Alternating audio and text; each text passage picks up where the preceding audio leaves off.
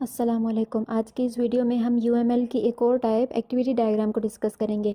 Activity diagram होती क्या है, इसको बनाने का मकसद क्या होता है डिज़ाइन डॉक्यूमेंट्स में, और कौन कौन सी नोटेशंस एंड सिंबल इस्तेमाल की जा सकती हैं इसको बनाने के लिए।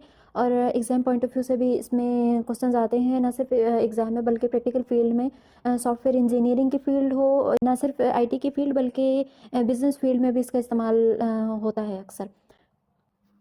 एक्टिविटी डायग्राम यूज़ केस की पिक्टोरियल डिस्क्रिप्शन देती है। यूज़ केस क्या होता है, यूज़ केस डायग्राम कौन सी होती हैं, कैसे बनाई जाती हैं, वो मैंने पिछली वीडियोस में बताया। बहुत इंपॉर्टेंट डायग्राम है, यूएमएल की डायग्राम्स में से आती है, बहुत popular and most use diagram में से है।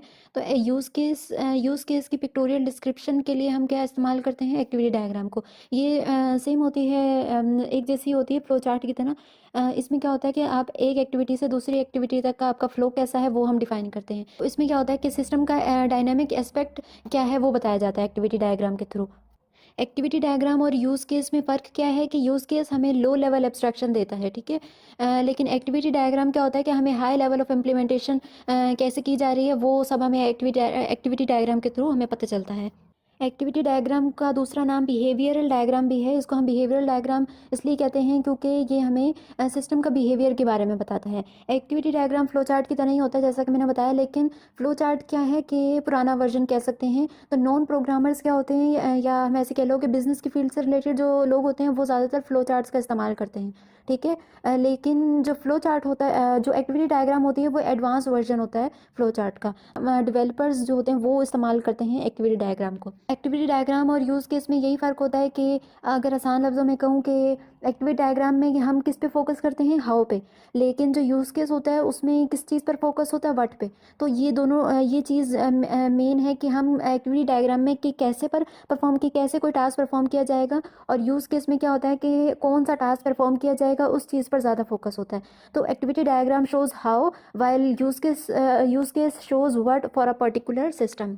एक्टिविटी डायग्राम हमें बताता है कि डिफरेंट एक्टिविटीज़ कैसे परफॉर्म की जाएंगी, उनका ऑर्डर क्या होता है और उनकी एग्जीक्यूशन क्या होती है, ठीक है। तो इसका में ज़्यादा फोकस किस चीज़ पर होता है, it focuses on sequential and parallel activities, actions that occur as a part of particular process. Activity diagram बनाने के लिए हम कुछ सिंबल्स एंड नोटेशन का इस्तेमाल करते हैं। पहली है इनिशियल स्टेट। इनिशियल स्टेट के लिए हम क्या इनिशियल स्टेट कह सकते हैं, या स्टार्टिंग स्टेट के लिए हम क्या करते हैं कि सर्कल का इस्तेमाल करते हैं, सर्कल बनाकर और उसको फिल्ड कर देते हैं, ठीक है। तो फिल्ड सर्कल इस्तेमाल किया जाता है इनिशियल स्टेट के लिए।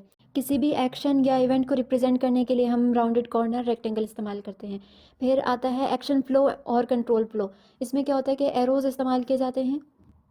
एरोज़ हमें बताते हैं कि नीचे की तरफ कि किस तरफ आपका फ्लो जा रहा है।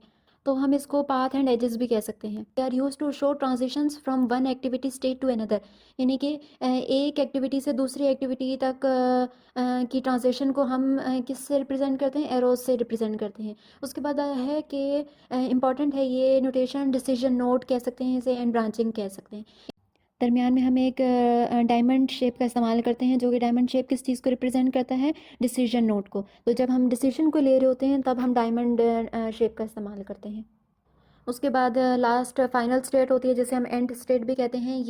ये सर्कल की तरह ही होती है, लेकिन ये डबल सर्कल होती है। जो बाहर का सर्कल होता है वो एम्प्टी फील्ड होता है, और जो अंदर का सर्कल होता है वो इस तरह फील्ड करके हम उसको इस चीज़ को हम रिप्रेजेंट करते हैं फाइनल स्टेट से। तो और दो और हम सिंबल इस्तेमाल करते हैं एक्टिविटी डायग्राम में, लेकिन कुछ ख़ास ज़्यादा इस्तेमाल किए नहीं जाते, लेकिन पता होना चाहिए अगर आपके पास कोई क्वेश्चन आ जाता है। एक है फॉर्क और एक जॉइन। फॉर्क क्या होता है कि कांटे, जिस तरह कांटा होता है उसी से ये नाम रखा गया फॉर्क। तो इसमें क्या होता है कि जब आप डिफरेंट एक्टिविटीज़ एक साथ परफॉर्म करें, यानी कि कॉन्करेंट एक्टिविटीज़ को रिप्रेजेंट करने के लिए हम फॉर्क नोड का इस्तेमाल करते हैं, ठीक है। यानी एक वक्त में डबल काम या ज़्यादा काम हो रहे होते हैं तो उस चीज़ को हम रिप्रेजेंट करने के लिए फॉर्क नोटेशन का इस्तेमाल करते हैं। जॉइन नोड क्या है कि हम डिफरेंट एक्टिविटीज़ परफॉर्म कर रहे होते हैं, तो वो क्या होती है कि वो सब एक जगह इकट्ठी हो रही होती हैं, ठीक है। इस चीज़ को रिप्रेजेंट करने के लिए हम जॉइन का इस्तेमाल करते हैं। इसमें क्या होता है कि दो या दो से ज़्यादा इनकमिंग एजेस होती हैं और एक आउटगोइंग एज होती है, ठीक है। तो इस तरह से रिप्रेजेंट किया जाता है। तो टोटल 7 सिंबल्स या नोटेशंस हैं एक्टिविटी डायग्राम में। पहला क्या है, स्टार्ट नोड, या जिसे हम इनिशियल नोड भी कहते हैं। उसके बाद action state, control flow, decision node, join, fork and and state. जैसे अब एक एग्जांपल है एक्टिविटी डायग्राम की डिलीट इन्फॉर्मेशन की, यानी कि इन्फॉर्मेशन अगर आपने डिलीट करनी है तो उसको हम एक्टिविटी डायग्राम के थ्रू कैसे रिप्रेजेंट करेंगे। सबसे पहले तो ये इनिशियल स्टेट है जो कि सर्कल से रिप्रेजेंट कर रही है। उसके बाद आ जाते हैं एरो। एरो जो है वो हम किसको रिप्रेजेंट करते हैं, एरो रिप्रेजेंट कर रहे हैं फ्लो ऑफ कंट्रोल को। उसके बाद आ जाते हैं कि जो एक्शंस परफॉर्म हो रहे हैं, पहला क्या एक्शन परफॉर्म हो रहा है, चूज़ ऑब्जेक्ट टू डिलीट, यानी कौन सा जोन सा भी आपने ऑब्जेक्ट डिलीट करना है वो उसको चूज़ करें। तो ये क्या एक एक्शन परफॉर्म हो रहा है, तो एक्शन हम किससे रिप्रेजेंट करते हैं, राउंडेड कॉर्नर रेक्टेंगल से, ठीक है। उसके बाद आगे फ्लो ऑफ कंट्रोल एरो के थ्रू रिप्रेजेंट किया गया है। उसके बाद आ जाते हैं एक्शन इनिशिएट डिलीट, यानी डिलीशन यानी कि डिलीट कर दिया। उसके बाद क्या अब हम डिसीजन ले रहे हैं, डिसीजन हम किससे रिप्रेजेंट करते हैं, डायमंड नोट से रिप्रेजेंट करते हैं। इसमें अगर तो डिलीट अलाउ है, ठीक है, अगर तो डिलीट अलाउड है तो ठीक है, एक्शन फ्लो ऑफ कंट्रोल नीचे चला जाएगा। अगर तो डिलीट नॉट अलाउड है तो फिर हम उस तरफ चले जाएंगे। जैसे यहाँ पे क्या है कि ऑब्जेक्ट मेंटेन्ड। अच्छा, डिलीट अगर अलाउड है तो क्या होगा कि अगर तो आप कंफर्म डिलीट कर देते हैं तो एक्शन रिकॉर्ड रिकॉर्ड एक्शन पे चला जाएगा। और अगर तो आप तो कैंसिल, यानी कि हो सकता है ना आपने कैंसिल करना चाहा है कि हम नहीं, मैं डिलीट नहीं करना चाहता, तो कैंसिल डिलीट पे जाएँ तो फिर वो भी ऑब्जेक्ट मेंटेन पे जाएगा। तो ऑब्जेक्ट मेंटेन क्या है कि यानी कि वो ऑब्जेक्ट डिलीट नहीं होगा, वो वैसे का वैसे ही रहेगा। अच्छा, अगर तो डिलीट अलाउड है और कंफर्म डिलीट अगर आप कर देते हैं तो फिर आगे क्या एक्शन परफॉर्म हो रहा है, रिकॉर्ड एक्शन, एक्शन रिकॉर्ड हो रहा है। उसके बाद क्या ऑब्जेक्ट डिलीट, यानी डिलीटेड हो गया ऑब्जेक्ट। अब ये क्या है, ऑब्जेक्ट डिलीट करने के बाद हमने आगे कौन सा स्टेप किया, अब ये रिकॉर्ड हो गया ना, कि तो हमारा टास्क कंप्लीट हो गया। उसके बाद क्या है, एंड स्टेट आ गई। तो एंड स्टेट किससे रिप्रेजेंट करते हैं, डबल सर्कल से, ठीक है। अच्छा, यूज़र लॉगिन करना चाह रहा है अब, तो उसके लिए हम एक्टिविटी डायग्राम को कैसे रिप्रेजेंट करेंगे, सबसे पहले इनिशियल स्टेट, उसके बाद एरो के ज़रिए हम कंट्रोल फ्लो को रिप्रेजेंट करेंगे। उसके बाद यूज़र लॉगिन करना चाह रहा है तो फिर उसके लिए एंटर लॉगिन नेम करता है और पासवर्ड डालता है। तो ये एक्शन परफॉर्म हो रहा है, तो एक्शन हम किससे रिप्रेजेंट करते हैं, रेक्टेंगल से रिप्रेजेंट करते हैं, राउंडेड सर्कल से, ठीक है।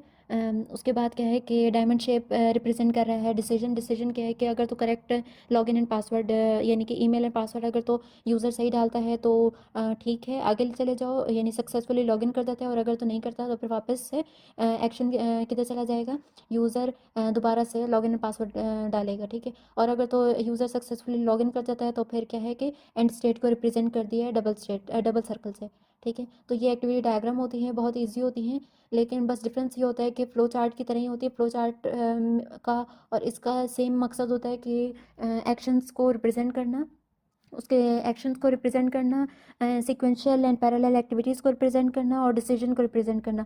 तो ये सब हम किससे करते हैं, एक्टिविटी डायग्राम के थ्रू रिप्रेजेंट कर सकते हैं हम। लेकिन फ़्लो चार्ट में क्या होता है कि वो एडवांस लेवल की रिप्रेजेंटेशन नहीं देती है, बल्कि लो लेवल रिप्रेजेंटेशन देती है हमें।